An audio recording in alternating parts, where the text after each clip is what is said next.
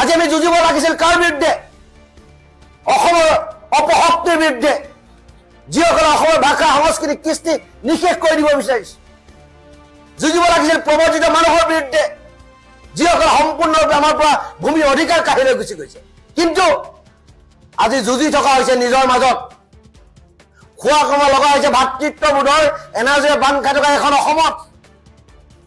গতিকে আমি আৰু বাট নাচাম।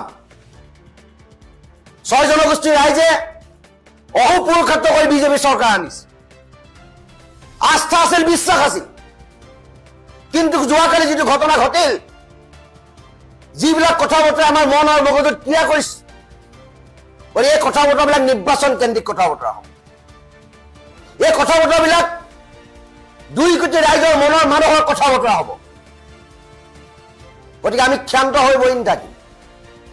বাৰ্তা স্পষ্ট যে ইয়াৰ পিছত পৰিৱেশ আৰু পৰিস্থিতি বেলেগ হ'ব। কাৰণ মুকলি মনেৰে ৰাইজৰ সন্মুখত 6 জনগোষ্ঠীৰ ৰাইজক ঘুচিয়াই মাৰিম বুলি কৈছে। ই কি গণতান্ত্ৰিক ব্যৱস্থা? ই কি সাংবিধানিক কথা বতৰা?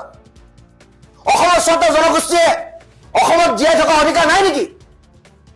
সাংবিধানিক অধিকাৰ বিচৰাৰ অধিকাৰ আমাৰ নাই নেকি? এই কথা বতৰাবিলাক আছে। গতিকে আমি স্পষ্ট বাৰ্তা দিছো, চৰকাৰে বিহিত ব্যৱস্থা গ্ৰহণ কৰক। চৰকাৰে চকু নাক খোলক, কাণখন খোলক আৰু কি হৈছে বস্তুৰ অনুধাৱন কৰক। নহলে অসমৰ পৰিৱেশ আৰু পৰিস্থিতি বেলেগ হ'ব। আৰু 6 জনগোষ্ঠীক জনজাতিকৰণৰ যি সাংবিধানিক অধিকাৰ, সেই অধিকাৰ আমাক কোনো বঞ্চিত কৰিব নোৱাৰে। আৰু যিসকলে জনজাতীয় ৰাইজে এই অধিকাৰ ভোগ কৰি আছে, তেওঁলোকৰ এক্সটেনশ্যন পিৰিয়ডত আছে। জনাটো ভাল যে সংবিধানে এখিনি মানুহক ST বা SC কিয় দিছে? মাত্ৰ 10 বছৰৰ কাৰণে দিছে। আৰু এতিয়া তেওঁলোকে 2020 চনত হোৱা 145 নং যিটো এমেণ্ডমেণ্ট, সেই এমেণ্ডমেণ্টৰ জৰিয়তে 2030 লৈকে তেখেতলোকে জনজাতিৰ মৰ্যাদা পাই আছে।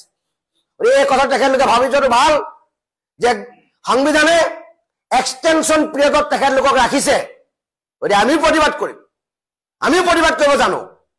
কিন্তু এই ধৰণৰ প্ৰৰোচনামূলক বক্তব্য, ভাতৃঘাতী সংঘৰ্ষ হ'ব পৰা বক্তব্য দিয়াৰ পৰা যাতে ৰাইজ বিৰত থাকে, সেইটো আপোনালোকৰ মাধ্যমেদি অসমবাসী ৰাইজক অনুৰোধ জনাইছো।